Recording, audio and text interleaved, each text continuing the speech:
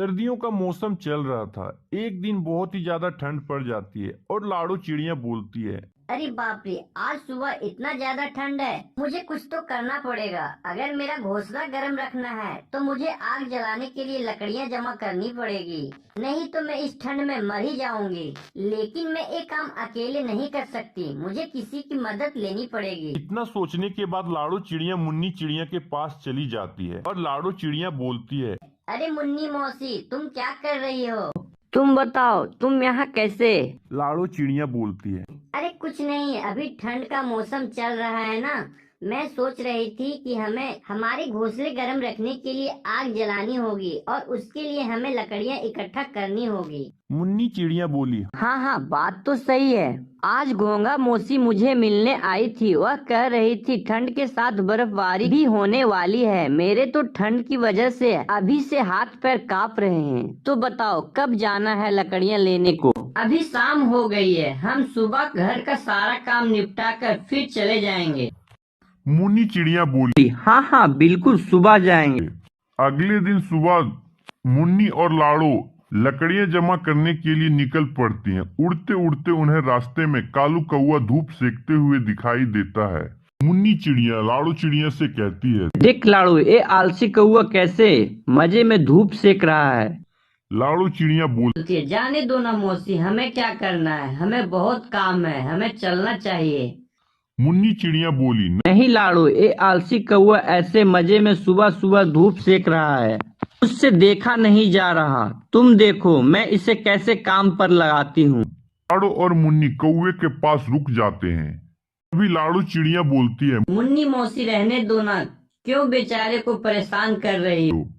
मुन्नी चिड़िया बेचारा और ये कौआ एक नंबर का आलसी और कामचोर है। इतना बोलकर मुन्नी काले कौए के पास चली जाती है और बोलती है, अरे कालू कौए, तुझे शर्म वरम है या नहीं? ऐसे दिन भर बिना काम के कैसे बैठ सकते हो तुम?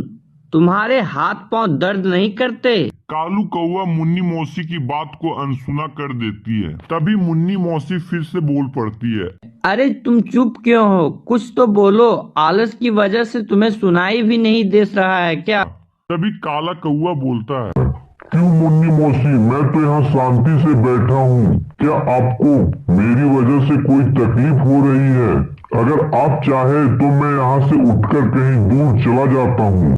तभी मुन्नी मौसी बोलती, अरे आलसी कौए, तुझे मालूम है तू कितना कामचोर है, और वैसे भी तुझे कुछ और आता भी नहीं है। बस दिन भर आराम से सोता रहता है तू। तभी कौआ बोलता है, नहीं नहीं मुन्नी मौसी, मैं कामचोर नहीं हूँ, मैं कोई भी काम कर सकता हूँ। तभी मुन्नी चिड़िया कहती है, अच्छा तो ऐसा बात है तो चलो मेरे साथ। मैं और लाड़ो घोंसले गर्म रखने के लिए लकड़ियाँ जमा करने के लिए जंगल जा रही हूँ, तू भी चल हमारे साथ। कालू एक भोला कौआ था। वो मुन्नी मौसी की बातों में आ गया और चल पड़ा उसके साथ। हाँ हाँ चलो, मैं तैयार हूँ। तभी मुन्नी चिड़िया बोलती है, देख ले तू अभी हाँ बोल रहा है, बीच में काम छोड़कर कहीं भाग तो नहीं जाएगा? अगर तूने ऐसा किया तो मैं तुम्हें अपने ग्रुप से निकाल दूंगी। तो बैठे रहना रात में ठंड में ठिठुरते हुए। तभी कालू कौआ बोलता है, नहीं नहीं मौसी, मैं आ रहा हूँ ना तुम्हारे साथ। तभी लाड़ो चिड़िया बोलती है, ए मुन्नी मौसी भी ना किसी को भी अपने बातों में फंसा लेती और काम करवा लेती है।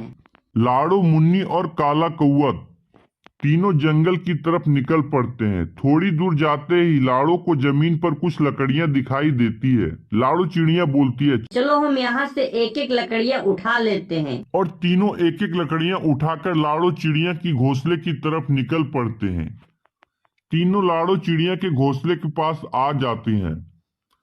तभी मुन्नी चिड़िया लाड़ो से कहती है, लाड़ो तुम्हारा घोंसला तो बहुत छोटा है, अगर हम यहाँ लकड़ियाँ इकट्ठा करेंगे तो घोंसले में रहने के लिए जगह नहीं रहेगी, और फिर हमें आग भी तो जलानी है। हम एक काम करते हैं, मेरा घोंसला बहुत बड़ा है, लकड़ियाँ मेरे घोंसले में जमा करते हैं, रात में हम तीनों वहीं पर आग जलाएंगे और आराम से सो जाएंगे। तभी लाड़ो चिड़िया बोलती, आप सही कह रही हो मुन्नी मौसी, हम वैसा ही करेंगे। कालू भैया चलिए हम मुन्नी मौसी के घोंसले की तरफ चलते हैं। कालू लाड़ो की हाँ में हाँ मिलाकर पीछे पीछे चल पड़ता है। तीनों मिलकर लकड़ियां मौसी के घोंसले में रख देते हैं। लाड़ो चिड़िया बोलती ये चलो हमें और भी लकड़ियाँ लानी पड़ेगी। ये लकड़ियाँ तो हमें आग जलाने में कम पड़ जाएंगी, हमें कुछ और लकड़ियाँ लाने की जरूरत पड़ेगी। तभी मुन्नी चिड़िया पाँव में मोच आने की झूठा नाटक करती है। मुन्नी चिड़िया कहती है, अरे बाप रे, मैं तो मर गई, शायद मेरे पैर में मोच आई है, अब मैं लकड़ियाँ नहीं ला पाऊंगी। लाड़ो चिड़िया बोलती है, कोई बात नहीं मौसी, आप आराम कीजिए, मैं और कालू भैया जाकर लकड़ियाँ जमा कर देंगे। इतना बोलकर लाड़ो और कालू कौआ वहां से लकड़ियां लेने के लिए उड़ पड़ते हैं। दिन भर दोनों लकड़ियां जमा कर रहे थे। ऐसा करते करते मुन्नी मौसी के घर में लकड़ियों का ढेर लग जाता है। तभी मुन्नी चिड़िया कहती है, अरे वाह, इसे कहते हैं सुकून की जिंदगी।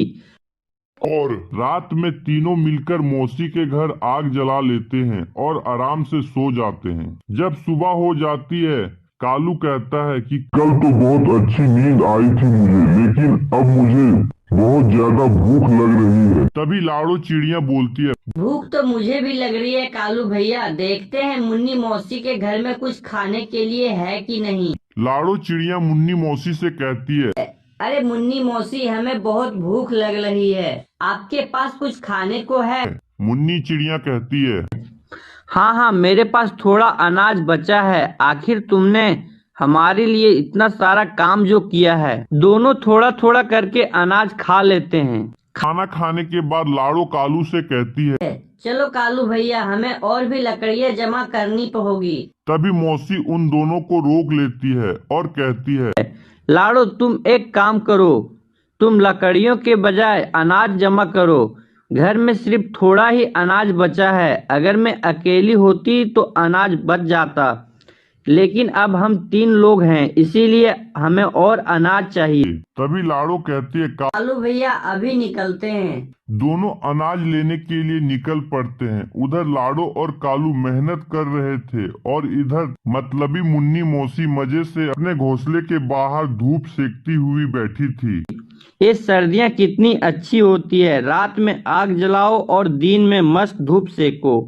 ये दोनों अनाज लेकर वापस आए, तब तक मुझे घर का दरवाजा अंदर से बंद कर लेना चाहिए।